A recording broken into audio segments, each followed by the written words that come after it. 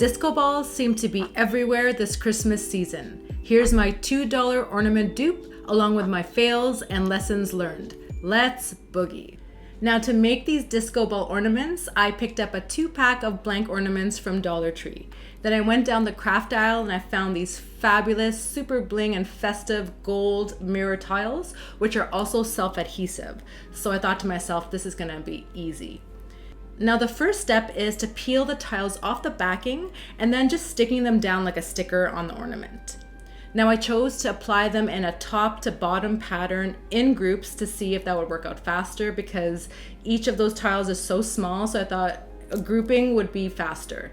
Now let's see if that was a good plan or not. So it turned out that my top to bottom grouping technique was a huge fail, and I had to actually take them all off and start from scratch again. I took a deep breath and a step back, and I decided to try applying the tiles one by one this time. And yes, it was really tedious and it took a while, but it worked. Also, instead of a top to bottom pattern, I applied them horizontally across the globe.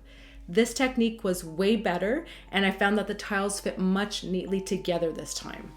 All right, so I'm finally done putting all the glass tiles on my ornament, and it took me quite a while to do, but it actually, once I got into the groove of it, it was actually pretty relaxing. So I just wanted to share some lessons learned with this ornament.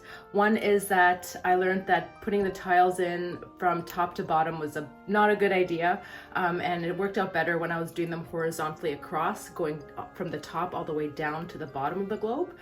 The other thing is that the nature of the tiles, you're going to get these little cracks that show the ornament below. So one thing I would have done differently is actually painted it with a coat of gold paint before applying the tiles. That way it's not so apparent, the little white cracks, but it's really not that visible, and especially when it's hanging on a tree, you won't even notice it. But those are just a couple of lessons learned I wanted to share with you guys. I just want to also add that I painted the top part of the ornament, the little cap on the ornament. It was silver and I wanted to match the gold, so I just went in with acrylic paint and painted that, and then I just added in a string, so now it's ready to hang. This is just day 3 of my 6-day DIY ornament series.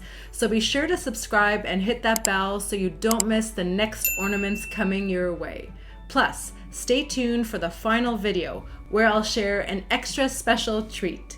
2 bonus ornament DIYs to wrap up the series with even more holiday magic. See you tomorrow for day 4.